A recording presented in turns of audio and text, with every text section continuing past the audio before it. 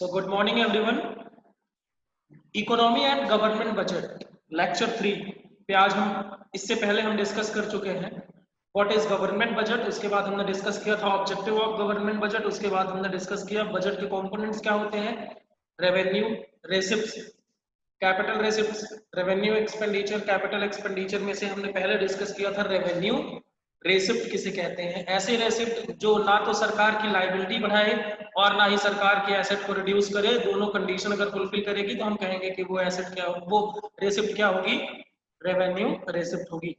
उसके बाद हमने देखा था कि रेवेन्यू रेसिप्ट में दो तरह के रेवेन्यूज आते हैं, टैक्स रेवेन्यू और नॉन टैक्स रेवेन्यू। ठीक है, उसी के बारे में हमने डिस्कस किया था। आज चलते हैं थोड़ा सा, डायरेक्ट टैक्स क्या होता है। डायरेक्ट टैक्स दो तरह के होते हैं, direct and indirect. Direct tax के बारे में भी हमने डिस्कस कर लिया था प्रीवियस वीडियो में। डायरेक्ट टैक्स ऐसा टैक्स होता है जिसका बर्डन शिफ्ट नहीं हो सकता। Burden can not be shifted, shift नहीं हो सकता। ठीक है, मतलब जिसके ऊपर लाइबिलिटी आएगी एक्चुअल बर्डन भी उसी के ऊपर आएगा। इनकम टैक्स का एग्जांपल लिया था हमने। फिर हमने देखा था इनडायरेक्ट टैक्स किसे कहते हैं, burden of which tax is shift can be shifted to others. ऐसा टैक्स जिसका बर्डन शिफ्ट किया जा सकता है दूसरों पर, वो टैक्स कहलाएगा इनडायरेक्ट टैक्स। ठीक है, अब हम आगे पढ़ेंगे थोड़ा सा। देखो यहां से हमें पढ़ना है direct tax and indirect tax में डिफरेंस क्या है। देखो, डायरेक्ट टैक्स किसके ऊपर लगाया जाता है,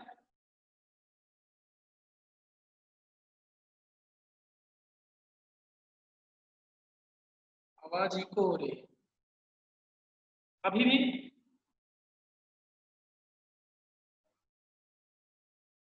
हेलो,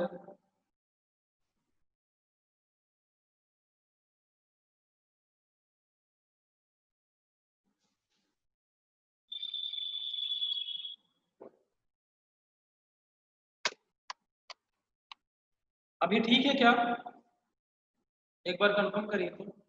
आवाज ठीक है अभी?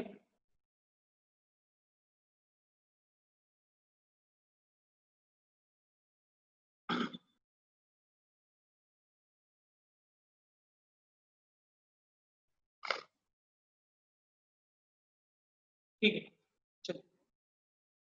Direct tax impact, direct tax is levied on individuals and companies. मतलब डायरेक्ट टैक्स किस पर लगाया जाता है, आम जनता पर लगाया जाता है और कंपनी पर लगाया जाता है। इनडायरेक्ट टैक्स कहाँ लगाया जाता है, इनडायरेक्ट टैक्स लगाया जाता है गुड्स एंड सर्विसेज, जैसे जीएसटी हो गया, ये कहाँ पर लगता है, गुड्स एंड, ये कहाँ पे लगता है, गुड्स एंड सर्विसेज पे लगता है। शिफ्ट ऑफ बर्डन बताएं, burden of direct tax can be shifted, नहीं, burden can not be shifted in case of direct tax. आप बर्डन शिफ्ट नहीं कर सकते, मतलब इम्पैक्ट भी उसी पे आएगा और इंसिडेंस भी उसी पर आएगा। एंड इनडायरेक्ट टैक्स केस में क्या होगा, in case of indirect tax burden can be shifted, मतलब टैक्स किसी और का होता है और पेमेंट किसी और को करना पड़ता है। तो टैक्स है किसी और का, तेरा पेमेंट कोई और करे, ऐसी कहानी होती है इनडायरेक्ट टैक्स में। Nature, they are generally progressive in nature. Progressive in nature मतलब अगर इनकम कम है, इनकम कम तो टैक्स कम, अगर इनकम ज्यादा तो टैक्स रेट भी ज्यादा। मतलब जैसे जैसे आपकी इनकम, जैसे 2.5 लाख तक इंडिया में एक भी टैक्स नहीं है, 2.5 लाख से ज्यादा पर 5 लाख तक 5% टैक्स, उससे ज्यादा 10 लाख तक 20%, उससे 10 लाख से ज्यादा 30%। तो जैसे जैसे आपकी इनकम बढ़ती जा रही है वैसे वैसे आपका टैक्स का परसेंटेज भी बढ़ता चला जा रहा है। और indirect tax generally proportional in nature होते हैं। प्रोपोर्शनल इन नेचर मतलब जिस प्रोपोर्शन में आप गुड्स एंड सर्विस लेंगे उसी प्रोपोर्शन में टैक्स लगेगा, उसमें रेट बढ़ेगा घटेगा नहीं। जैसे 100 रुपए का खरीदा तो मान लो 18 रुपए टैक्स लगता है, तो 1000 का खरीदोगे तो 180 रुपए टैक्स लगेगा। मतलब रेट वही है, 18% ही है, जितना भी खरीदोगे उस पर कितना लगेगा, एग्जाम्पल के तौर पे 18%, तो वो सब में 18% लगेगा, चाहे 1 करोड़ का खरीदे तो भी 18%। कवरेज देखो, अब जैसे मैंने बताया ना कि 2.5 लाख रुपए तक अगर आपकी इनकम है तो टैक्स नहीं लगता। तो इंडिया में बहुत सारे ऐसे लोग हैं जिनकी इनकम साल की 2.5 लाख रुपए से कम है, तो क्या होता है, वहां तक ये पहुंच नहीं पाता, मतलब इसकी रीच जो होती है ये लिमिटेड होती है, ये पैसे ज्यादा पैसे वालों के पास ही ये टैक्स लगता है। लेकिन इनडायरेक्ट टैक्स क्या होता है, इनडायरेक्ट टैक्स कोई भी गुड्स एंड सर्विस खरीदेगा, कोई पार्ले जी खरीदता है तो उसमें टैक्स लगा है, तो वो टैक्स आम गरीब आदमी भी टैक्स देता है। मतलब डायरेक्ट टैक्स में आपको पता रहता है कि आप टैक्स पे कर रहे हैं, इनडायरेक्ट टैक्स में आपको पता नहीं चलता। क्यों नहीं पता चलता? क्योंकि उसका प्राइस गुड्स एंड सर्विसेज में जुड़ा हुआ होता है। फिर एग्जाम्पल के तौर पे इनकम टैक्स हो गया, कॉर्पोरेट टैक्स हो गया, कंपनी पे लगता है, एंड इधर जीएसटी एंड कस्टम ड्यूटी, इसके बारे में हम डिस्कस कर चुके हैं। तो ये रहा आपका difference between direct tax and indirect tax. ठीक है, आगे चलते हैं। फिर आते हैं हमने, देखो रेवेन्यू रेसिप्ट में, रेवेन्यू रेसिप्ट, इसमें हमने दो तरह के रेवेन्यू पढ़े थे। एक पढ़ा था टैक्स रेवेन्यू, तो जो हमने डिस्कस कर लिया। दूसरा है नॉन टैक्स रेवेन्यू, मतलब टैक्स के अलावा दूसरे सोर्स से जो पैसा आएगा वो क्या कहलाएगा, नॉन टैक्स रेवेन्यू। लिखा है non tax revenue refers to the receipt of the government or from all sources other than those of tax receipt। Tax के अलावा जो भी पैसा मिलेगा वो कहां पर आएगा, नॉन टैक्स रेवेन्यू। पहला है इंटरेस्ट। अब सरकार ने लोन दे रखा है मान लो स्टेट गवर्नमेंट को, ठीक है, तो बदले में क्या मिलेगा, लोन के बदले क्या मिलता है, इंटरेस्ट मिलता है। इंटरेस्ट इनकम होगी सरकार की, तो वो हो जाएगा non tax. Profits and dividend, मान लो सरकार ने कंपनी में इन्वेस्ट कर रखा है, जैसे मान लीजिए BHEL है, BHEL Bharat heavy electricals limited, generator वगैरह बनाते हैं, तो ये इस पे सरकार का पैसा लगा है, सरकार को ये क्या करते हैं, डिविडेंड देते हैं। डिविडेंड क्या होता है, प्रॉफिट का शेयर। डिविडेंड क्या होता है, प्रॉफिट का शेयर। ये किसको देते हैं, सरकार को। तो सरकार को इनकम होती है, और इनकम होती है तो सरकार की कौन सी रेवेन्यू होगी, नॉन टैक्स रेवेन्यू, ये टैक्स नहीं है। फीस, सरकार कई बार फीस लेती है, जैसे court fees, registration fees, import fees, ये सारी चीजें सरकार लेती है, तो सरकार सबको भी इससे भी पैसा मिलता है। लाइसेंस फीस, आप लाइसेंस बनाते हैं तो उसके लिए भी चार्ज लगता है, ठीक है। परमिशन, लाइसेंस का मतलब क्या होता है, सरकार परमिशन, जैसे कि आपको गन रखना है तो परमिशन लेनी पड़ेगी, उसकी फीस देनी पड़ेगी। व्हीकल चलाना है तो परमिशन लेनी पड़ेगी, उसकी फीस देनी पड़ेगी। तो ये सारी चीजें लाइसेंस की फीस के रूप में सरकार को इनकम होती है। उसके बाद फाइन एंड पेनाल्टीज, जैसे आप बिना हेलमेट के जाते हैं, ये हेलमेट नहीं लगाया हुआ है आपने, तो सरकार आपका फाइन कर देती है।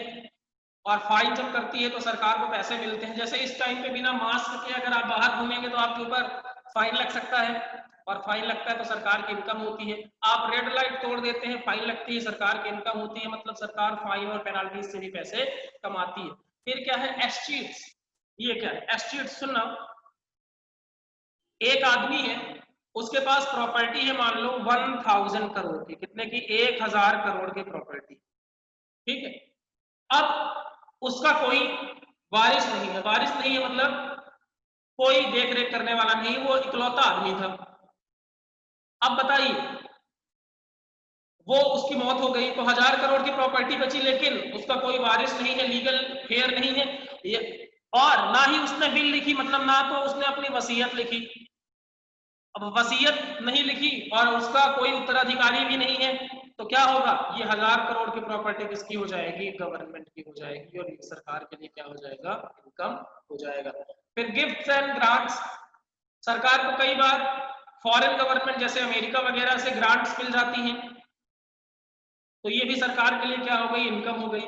फिर फोरफीचर मतलब होता है हिंदी में जब्त करना। फोरफीचर मतलब क्या होता है, जब्त करना। कैसे, सुनो, मान लो एक कॉन्ट्रैक्टर है, इधर देखना, एक कॉन्ट्रैक्टर है, सरकार ने बोला कि एक काम करो, सरकार से ने इसको एक कॉन्ट्रैक्ट दिया, 100 करोड़ रुपए दिए कि एक काम करना, तुम ब्रिज बनाना। क्या बनाना, ब्रिज बनाना। 100 करोड़ का कॉन्ट्रैक्ट दिया ब्रिज बनाने के लिए। अब कॉन्ट्रैक्टर साहब को बोला कि ब्रिज कितने महीने में बन जाना चाहिए, 6 मंथ में बन जाना चाहिए। और कॉन्ट्रैक्टर साहब से डिपॉजिट भी करा लिया, कितने का, 5 करोड़ का। कितने का डिपॉजिट करा लिया, 5 करोड़ रुपए। अब अगर कॉन्ट्रैक्टर ने 6 महीने के अंदर अगर इन्होंने ब्रिज नहीं बनाया तो ये 5 करोड़ रुपीस जो है ये गवर्नमेंट क्या कर लेगी, फोरफीट कर लेगी। क्या कर लेगी, फोरफीट कर लेगी। तो ये सरकार की इनकम हो जाएगी। फिर स्पेशल असेसमेंट क्या है? देखो स्पेशल असेसमेंट वैसी चीज है कि सरकार ने कोई डेवलपमेंट किया, सरकार ने कोई डेवलपमेंट किया जिससे आपको फायदा हो गया, सरकार ने अपने लिए किया लेकिन आपकी प्रॉपर्टी की वैल्यू बढ़ गई। एग्जांपल के तौर पर दिल्ली मेट्रो सरकार ने चलाई तो मेट्रो के आसपास वाले एरिया की प्रॉपर्टी की वैल्यू बढ़ गई, तो सरकार अगर उस पर पैसा कुछ ले रही है तो उसको कहेंगे स्पेशल असेसमेंट। ये भी सरकार के लिए रेवेन्यू हो सकता है। किसी भी पॉइंट में कोई डाउट हो तो पूछिए।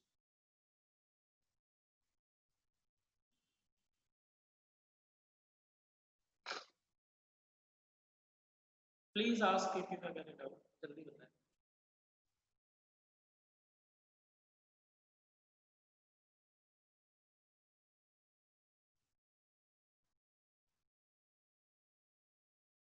चलिए आगे। अब आते हैं सर कैपिटल रेसिप्ट। हमने कल रेवेन्यू रेसिप्ट पढ़ा था, रेवेन्यू रेसिप्ट एक बार रिवाइज करके बताएं। रेवेन्यू रेसिप्ट का मतलब क्या होता है? ऐसी रेसिप्ट, ऐसी रेसिप्ट, यहां पर मैं लिख रहा हूं देखिएगा, जो ना तो ऐसी रेसिप्ट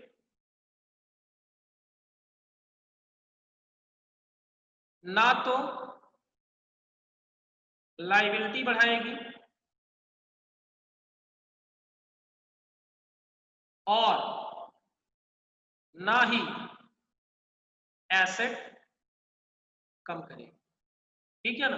तो ऐसी रेसिप्ट को हम क्या कहेंगे? ऐसी रेसिप्ट को हम कहते हैं रेवेन्यू रेसिप्ट। दोनों कंडीशन अगर पूरी कर दे तो वो रेसिप्ट कहलाती थी रेवेन्यू रेसिप्ट। ठीक बात है। अब देखना इधर,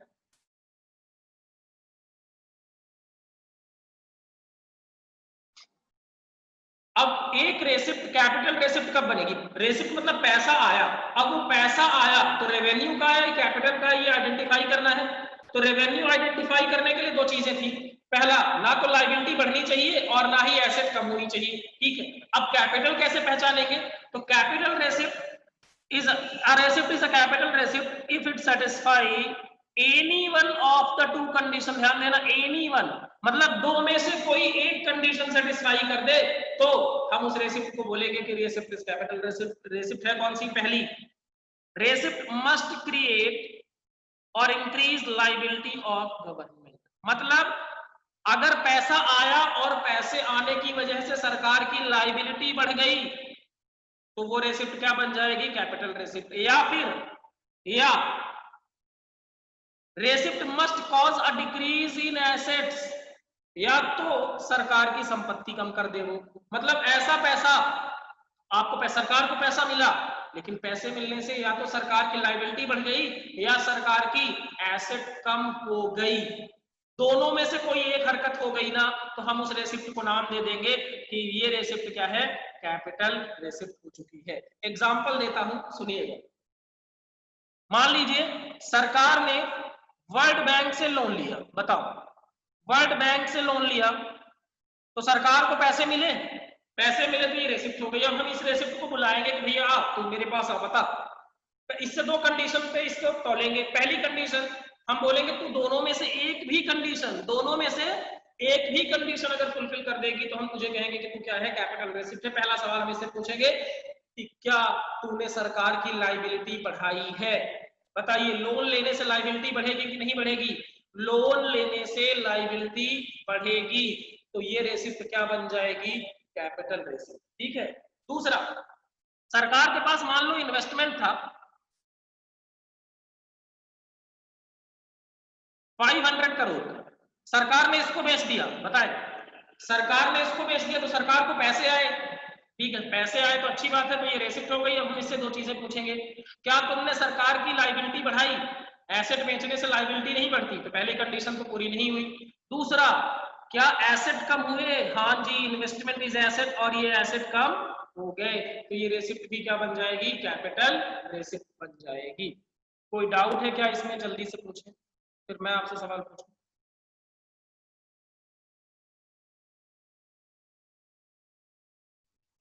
चलिए एक सवाल आप बताइए।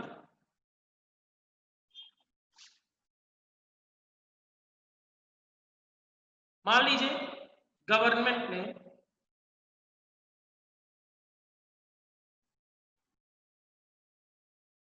लास्ट पॉइंट क्या, receipt must cause decrease in asset. भैया receipt must be cause decrease in asset का मतलब ये है कि आपकी संपत्ति नहीं कम होनी चाहिए। जैसे इन्वेस्टमेंट बेच दिया ना, इन्वेस्टमेंट बेचने से क्या हुआ, इन्वेस्टमेंट चला गया हमारा, एसेट एसेट कम हो गया, तो ये भी क्या रेसिप्ट बन जाएगी, कैपिटल रेसिप्ट। पर देखो हाँ, capital receipt are non recurring and non routine in nature. देखो revenue receipt routine in nature होता था, जैसे टैक्स सरकार हर साल लेती है, लेकिन कर्ज सरकार हर साल ले ऐसा जरूरी नहीं है, हर साल सरकार अपनी एसेट बेचे ऐसा जरूरी नहीं है। ये क्या होता है, non routine in nature. Revenue receipt में क्या था, सरकार टैक्स लेती थी, हर साल लेती है, जीएसटी हर महीने लेती है टैक्स, ठीक है, तो ये सरकार के लिए क्या था, रूटीन नेचर। लेकिन नॉन रूटीन नेचर क्या है कि लोन देना, लोन लेना, ये सारी चीजें, मतलब एसेट लाइबिलिटीज को बेचना, मतलब लाइबिलिटी बढ़े और एसेट कम हो, ऐसा नॉन रूटीन है, मतलब जरूरी नहीं कि हर साल ही हो। ठीक, आगे चलते। अब सोर्सेस ऑफ कैपिटल रेसिप्ट क्या है, सोर्सेस ऑफ कैपिटल रेसिप्ट देखो तीन ग्रुप में क्लासिफाई है। पहला है बोरोइंग, उधार लेना। सरकार क्या करती है, उधार लेती है। अब बताओ बोरोइंग से क्या होगा, बोरोइंग से क्या होगा, सरकार की लाइबिलिटी बढ़ेगी, और लाइबिलिटी अगर सरकार की बढ़ रही है तो मतलब ये क्या है, ये है आपका कैपिटल रेसिप्ट, ठीक है। अब देखो ओपन मार्केट से ले, मतलब चाहे सरकार लोन जनता से ले, चाहे आरबीआई से ले, चाहे फॉरेन गवर्नमेंट से ले, विदेशी से, जैसे विदेशी सरकारों से ले, अमेरिका, इंग्लैंड, इनसे ले, या इंटरनेशनल मॉनेटरी फंड वगैरह से लोन ले। मतलब सरकार अगर लोन ले रही है, सरकार ने बोरोइंग की, बोरोइंग सरकार ने की, बताओ बोरोइंग अगर की तो पैसा आया, पैसा आया तो हम इससे सवाल पूछेंगे कि क्या, दो सवाल पूछते हैं ना हम, क्या तुमने सरकार की लाइबिलिटी बढ़ाई या तुमने सरकार की एसेट कम किया। तो पहले सवाल को ही पूरा कर देगा कि बोरोइंग से क्या होता है, सरकार की लाइबिलिटी बढ़ जाती है, तो सरकार की अगर लाइबिलिटी बढ़ गई तो ये रेसिप्ट कही जाएगी कैपिटल रेसिप्ट। दूसरा रिकवरी ऑफ लोन्स, ये क्या है, देखो मान लो सरकार ने, सेंट्रल गवर्नमेंट ने, जब मैं यहां सरकार बोलूं तो उसका मतलब सेंट्रल गवर्नमेंट है, ठीक है। सेंट्रल गवर्नमेंट ने स्टेट गवर्नमेंट को लोन दिया था, किसको लोन दिया था, स्टेट गवर्नमेंट। अब सरकार, स्टेट गवर्नमेंट ने ये लोन वापस लौटा दिया, ये लोन किसको लौटा दिया, वापस लौटा दिया। तो बताइए ये रेसिप्ट सरकार के लिए कैसी रेसिप्ट होगी। भैया देखो लोन दिया था, लोन लिया नहीं था, दिया था, तो एक एसेट बन गई थी। एसेट मतलब जिसके बदले में हमें कुछ ना कुछ फायदा होगा। अब स्टेट गवर्नमेंट ने ये पैसा लौटा दिया, स्टेट गवर्नमेंट ने क्या किया, ये पैसा लौटा दिया सेंट्रल गवर्नमेंट को, तो सेंट्रल गवर्नमेंट को पैसे तो मिल गए लेकिन उनकी एसेट कम हो गई, ठीक है। तो ये दो रेसिप्ट थी। अब तीसरे पे चलते हैं, डिसइन्वेस्टमेंट। डिसइन्वेस्टमेंट क्या है, ये बड़ा इंपॉर्टेंट है। डिसइन्वेस्टमेंट का मतलब होता है अपने, सरकार मान लीजिए एक पब्लिक सेक्टर है, मान लीजिए पब्लिक सेक्टर अंडरटेकिंग मतलब जिसमें सरकार का शेयर है, जैसे मान लेते हैं BHEL, या फिर अभी करंट में आप एयर इंडिया सुन लें, एयर इंडिया, एयर इंडिया में डिसइन्वेस्टमेंट। अब सरकार के इसमें शेयर है मान लो 90%, कितने हैं, या 100% शेयर किसके हैं, सरकार के, मतलब पूरी मालिक कौन है, सरकार है। तो सरकार क्या करे, या तो 100% प्राइवेट बेच दे, या फिर 50 कर दे, या फिर 90% बेच दे, कुछ भी सरकार कर सकती है, या फिर 10% बेचे। तो जिसमें सरकार का इन्वेस्टमेंट है वो सरकार अगर प्राइवेट सेक्टर को बेचे तो उसको कहा जाता है डिसइन्वेस्टमेंट। तो डिसइन्वेस्टमेंट लिखा है, disinvestment refers to the act of selling a part और whole of the shares of selected public sector undertaking, मतलब ऐसी अंडरटेकिंग जिसमें सरकार का शेयर होल्डिंग है उसका या तो पूरा हिस्सा या आधा हिस्सा कितना भी बेचे उसको कहा जाएगा डिसइन्वेस्टमेंट। तो ये क्या है बताओ, सरकार अगर अपना इन्वेस्टमेंट बेचेगी तो सरकार की एसेट क्या होगी, कम होगी, और एसेट कम होगी तो ये रेसिप्ट बन जाएगी कौन सी, कैपिटल रेसिप्ट। उसके बाद है स्मॉल सेविंग्स। स्मॉल सेविंग्स मतलब आम जनता भी सरकार के पास पैसा जमा कराती है, जैसे पोस्ट ऑफिस डिपॉजिट हो गया, एनएससी हो गया, नेशनल सेविंग सर्टिफिकेट, किसान विकास पत्र हो गए। तो सरकार के पास ये पैसा आता है, लेकिन ये पैसा एक टाइम, मान लीजिए मैंने 10 साल के लिए डिपॉजिट किया था, 10 साल बाद सरकार को ये पैसा वापस करना पड़ेगा। तो जब पैसा वापस करना पड़ेगा मतलब सरकार के लिए ऑब्लिगेशन है, तो लाइबिलिटी हो गई सरकार की। जब हम पैसे जमा करेंगे तो सरकार की लाइबिलिटी बढ़ जाएगी, और लाइबिलिटी अगर बढ़ती है तो इस रेसिप्ट को कहा जाएगा कैपिटल रेसिप्ट। कोई डाउट हो तो पूछिए।